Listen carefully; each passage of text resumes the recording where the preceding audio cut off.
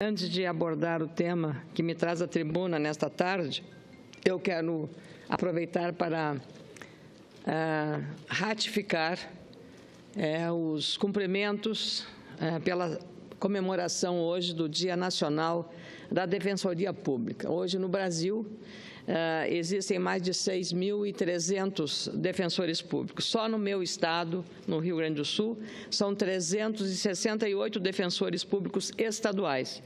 Os defensores públicos federais são 626. A Associação Nacional dos Defensores Públicos, a ANADEP, avalia que o número de defensores atuando é insuficiente. O triplo seria ideal, representando apenas 39% da demanda. Entre as grandes conquistas da Defensoria Pública para a consolidação do direito dos mais pobres estão acesso a medicamentos, leitos de UTIs, tratamento médico de custo elevado e atendimento fora de domicílio para as comunidades de baixa renda. A ANADEP acredita que para cada juiz ou promotor seria preciso também um defensor público. O defensor público geral do Rio Grande do Sul, Cristiano Vieira Herr, e o defensor público geral federal em exercício, Edson Marques, em nome de quem eu queria cumprimentar toda a categoria dos defensores públicos. O Rio Grande do Sul, como se sabe, é um dos estados pioneiros na criação de uma defensoria pública no estado do Rio Grande do Sul, que é autônoma, com orçamento próprio, e o trabalho desses defensores tem sido exemplar na realização de mutirões para atender demandas mais urgentes da comunidade, especialmente as camadas mais carentes da população.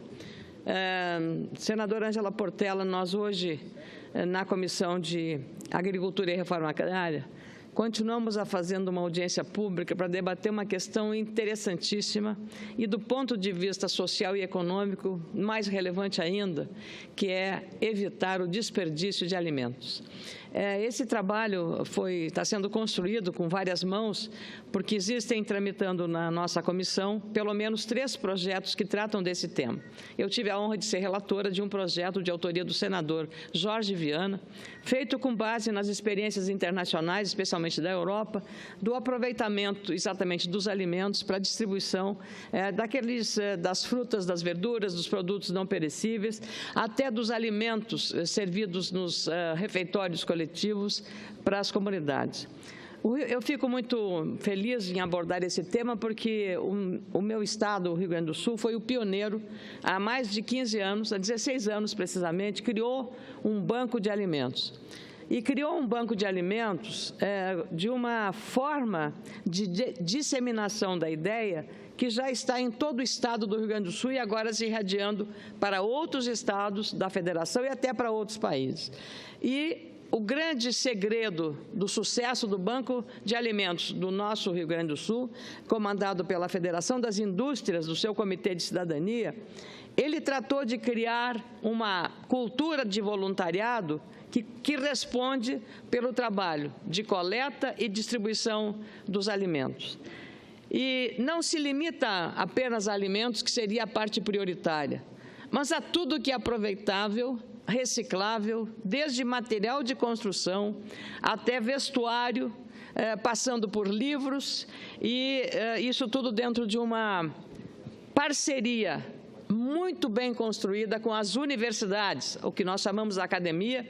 Então, todas as universidades públicas e particulares do Rio Grande do Sul estão envolvidas diretamente nesse exitoso programa do Banco de Alimentos do Conselho de Cidadania da Federação das Indústrias do Rio Grande do Sul. São milhões e milhares de toneladas de alimentos distribuídos a cada ano para centenas de instituições desde que atendem crianças, adolescentes e também asilos, num programa da maior cobertura social já registrada no estado, exatamente por seguir um modelo de voluntariado cujo custo operacional reduz enormemente.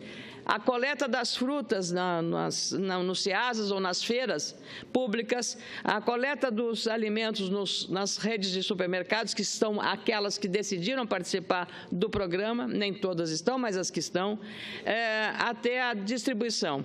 Nutricionistas trabalham para selecionar esses produtos e dar-lhes a segurança e o tratamento da segurança alimentar necessários para que este alimento, com o mesmo valor nutricional, não tão bonito quanto uma fruta colhida do pé ou colhida especialmente para venda, mas não tão bonita, mas com o mesmo valor nutricional saudável, seja servida às crianças ou a um asilo. E é exatamente esse esforço de voluntariado que notamos hoje na exposição feita pelo responsável pela coordenação deste projeto, Paulo René Lenhardt.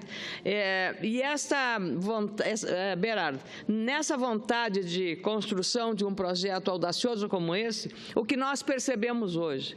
O Brasil impede que uma indústria que fabrique as refeições para presídios, para escolas, para grandes empresas, essa empresa está hoje, pela lei, proibida de levar aquela refeição que sobrou do serviço daquele dia, do meio-dia, aquela refeição, pelo menos 10% do total das refeições servidas para os servidores, funcionários, para os presidiários, essa refeição, alimento saudável, não pode ser levado para uma comunidade carente ou para uma instituição que faria muito bem na alimentação mais rica para aquela comunidade, porque a legislação não permite, sob a alegação da segurança alimentar.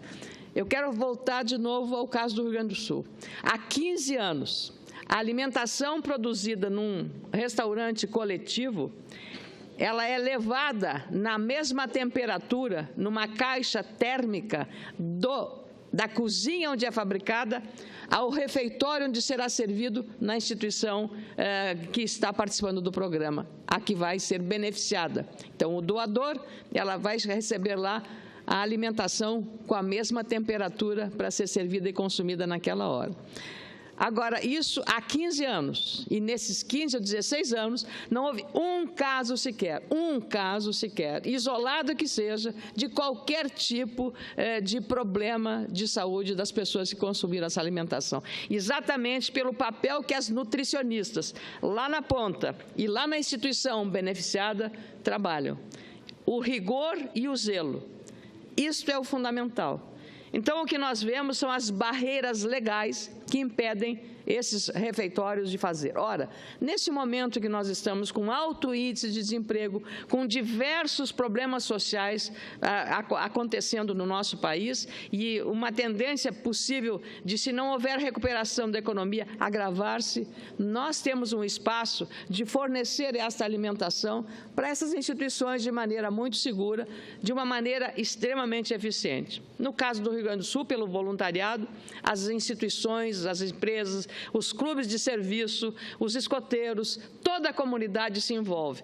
A próprio Sindicato das Empresas Transportadoras realiza, ela com solidariedade e responsabilidade social, realiza o transporte sem cobrar exatamente o custo desse serviço. Então, essa mobilização é que faz o sucesso desse empreendimento, que agora também usa um aplicativo na internet, você clica para dizer a empresa que vai doar alimentos para determinada instituição. E nesse clicar, a empresa aparece, faz sua propaganda ali, e o próprio programa, a coordenação do programa, senadora Ângela Portela, aí dá pontuação para aquela empresa que doou aquele alimento por indicação da senhora, por minha indicação, se eu quiser clicar lá. Então, veja, uma ferramenta tecnológica usada em benefício da comunidade. Então, nós temos que urgentemente, nesta casa, no Congresso Nacional, trabalhar junto com as autoridades responsáveis do Ministério do Desenvolvimento Social para elaborar uma lei clara, uma lei segura, mas uma lei objetiva. Há pouco, o senador Dário Berger, aqui na tribuna, falou muito da parafernália que é o sistema tributário brasileiro, que custa muito caro. Talvez o custo é maior até na operação, no advogado tributarista, no fiscal, no auditor, no servidor da auditoria tributária, tudo isso junto, do contador, tudo isso junto. É mais caro, às vezes, o conjunto da operação do que o imposto em si, que é entregue à fonte arrecadadora, seja estadual, municipal ou federal. Veja, é insólito isso, é inacreditável. Então, essa mesma burocracia que existe no sistema tributário brasileiro, que é muito cara, a operacionalização do sistema, também ela impacta e é cara em toda a legislação vigente, e não se trata de fragilizar em nenhum milímetro a segurança alimentar, porque o que adianta você receber um alimento se ele vai lhe causar um problema da saúde? Ao contrário, nós queremos que essa alimentação melhore a qualidade de vida das pessoas que vão receber.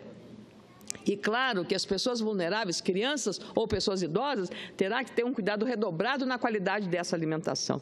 Então, esse debate que nós, na Comissão de Agricultura e Reforma Agrária, estamos realizando, para exatamente aperfeiçoar os nossos projetos que estão agora pensados, um da senadora Maria do Carmo Alves, outro do senador Ataídes Oliveira e o último do senador Jorge Viana, tem uma relevância muito grande. Vamos buscar na Câmara dos Deputados iniciativas semelhantes a essas para construir, de um entendimento de todos os setores envolvidos, uma forma de dar. Hoje, as empresas jogam no lixo milhares e milhares de toneladas de comida saudável, porque hoje a legislação criminaliza o doador que der um alimento. É criminalizado.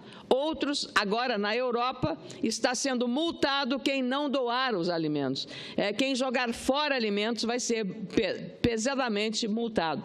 Nós não chegamos a esse ponto, mas nós precisamos entender que a legislação tem que ser clara o suficiente para que nós não possamos cometer eu diria, crime que lesa a sociedade de botar no lixo um alimento saudável, seja fruta, seja verdura, qualquer tipo de alimento saudável para enriquecer a dieta alimentar das pessoas. Quando a gente vê crianças e adultos nos lixões das grandes cidades, removendo aqueles entulhos, às vezes com produtos deteriorados ali, já em alto estágio de decomposição, ainda ali recolhem aquilo e levam para casa para um consumo, que é uma coisa extraordinariamente terrível e de alto risco para a sua saúde.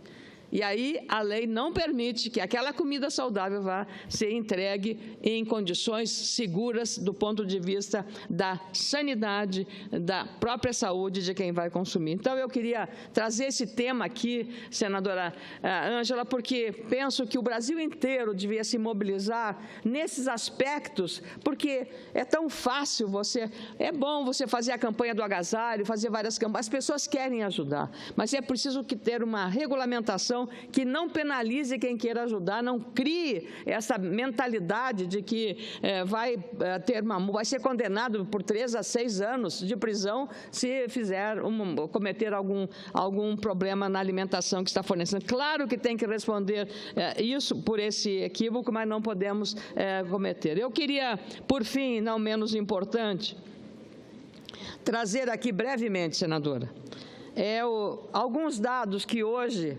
ontem foram apresentados em Genebra pela Organização Internacional do Trabalho. O economista-chefe que cuidou de um relatório sobre a questão do emprego, Raymond Torres, falou muito dos problemas do emprego e da falta dele no Brasil. E também da relação que tem em relação a programas sociais. A OIT enfatiza a importância de políticas de transferência de renda. Vou repetir porque isso é muito relevante. A OIT enfatiza a importância de políticas de transferência de renda, entre elas Bolsa Família, no caso brasileiro, mas considera que são insuficientes e precisam ser complementadas por emprego. elas precisam, essas políticas de distribuição de renda, serem complementadas pela coisa mais importante, talvez, que é o emprego, o que dá real cidadania a todas as pessoas, especialmente aos jovens que entram no mercado de trabalho. Eu queria também dizer que não foi menor a ênfase dada pelo economista Raymond Torres, destacando que um ponto relevante neste relatório da OIT, além de falar dos problemas relacionados ao desaquecimento econômico, que isso impacta na economia e da falta de diversificação econômica, o que eu, de certa forma, queria até contestar, porque o Brasil é o maior exportador de commodities, mas é também exportador de aviões de alta tecnologia, aviões de defesa, aviões comerciais. Então, nós estamos nas duas pontas, e se esse economista for a Caxias do Sul, no meu estado, ele vai enxergar ali na região de Caxias, de Bento Gonçalves, de Carlos Barbosa, de Garibaldi, ele vai olhar aquilo e vai entender que ali está uma grande diversificação econômica, industrial, tecnológica, inovadora. Então, é preciso ver que, claro, o Brasil é um país continental, existem vários elementos da própria economia criativa que nós aqui temos uma grande expertise. Mas ele fala de um outro tema relevante, que é o combate à corrupção. E ele escreve: corrupção, fenômeno que afeta a economia em geral e, particularmente, os pobres, as vítimas silenciosas desses crimes, porque ela diminui o potencial dos estados para as políticas sociais. A profundidade do que disse esse economista sobre o impacto da corrupção nas políticas sociais precisa ser repetido aqui várias vezes, para ver se entra nas cabeças de alguns líderes, especialmente daqueles envolvidos nos processos de corrupção. A corrupção, o combate à corrupção é um fenômeno que afeta a economia em geral e, particularmente, os pobres, as vítimas silenciosas desses crimes, o crime da corrupção, porque ela diminui o potencial dos estados para as políticas sociais. Então, senadora Ângela Portela, com muito senso de oportunidade, senadora, ao OIT. Com muito prazer, senador Regufe, concedo a parte a Vossa Excelência, porque esse tema é muito caro para nós todos e Vossa Excelência, de modo particular, que tem zelado pelas boas práticas políticas, combatendo aqui fisiologismo, combatendo aqui, claro, a corrupção, que, em última análise, também tem a ver com fisiologismo, mas com muito prazer concedo a parte a Vossa Excelência. Senadora Ana Amélia, eu parabenizo Vossa Excelência por esse pronunciamento e colocar aqui que o Congresso tem uma responsabilidade. O Ministério Público liderou uma campanha de assinaturas no Brasil inteiro. Mais de 2 milhões de brasileiros assinaram um projeto de iniciativa popular e esse projeto está dormitando aqui nas gavetas do Congresso Nacional. Isso, na minha concepção, é absolutamente inaceitável. Inclusive, eu apresentei uma proposta de emenda à Constituição, que está nessa casa também tramitando, que obriga que um projeto de iniciativa popular tenha que ser votado em até 45 dias. Se não for votado em 45 dias, ele trancaria a pauta, tendo o mesmo rito de medida provisória, que se não for votado em 45 dias, tranca a pauta. Eu não posso acreditar que um projeto de iniciativa popular que tem assinaturas de mais de 2 milhões de brasileiros diretamente tenha menos importância no processo legislativo do que uma medida provisória. Isso na minha concepção, não é correto, não é justo. E Vossa Excelência, mais uma vez, vem a essa tribuna para trazer mais um tema importante para os cidadãos desse país, que querem ver isso desse parlamento, ver esse parlamento discutir medidas efetivas para melhorar a vida dos cidadãos. Então, quero mais uma vez parabenizar Vossa Excelência. Muito obrigado, senador Regufe. Eu queria dizer que as 10 medidas de combate à corrupção daquele programa lançado pelo Ministério Público, com 2 milhões de assinaturas, com endereço, CPF, tudo identificado, compõe exatamente uma iniciativa que não poderia deixar de ter prioridade número 1 na nossa casa, especialmente no momento que vivemos, com tantos escândalos aparecendo, que é aquilo que a OIT constata. A corrupção está sorvendo, está colocando no lixo, no ralo, o dinheiro que falta para tantas políticas públicas, especialmente para a saúde pública, para a segurança, para todo o setor público e para a área social, evidentemente. Então, é lamentável. Então, essas medidas de combate à corrupção deveriam estar no rol das nossas prioridades, mas, lamentavelmente, parece que, às vezes, nós aqui ficamos desconectados com a realidade. Nós não falamos sobre 11 milhões de desempregados, nós não falamos que 23 mil leitos hospitalares foram fechados no país. Ficamos falando, às vezes, do sexo dos anjos, sobre a fusão do Ministério A com B e não falamos do essencial, entre outras coisas, o combate à corrupção e essa ação de iniciativa popular que é proposta pelo Ministério Público com apoio de 2 milhões de brasileiros. Então, não podemos dar as costas para essa reivindicação. Parabéns, muito obrigada, senadora Ângela Portela.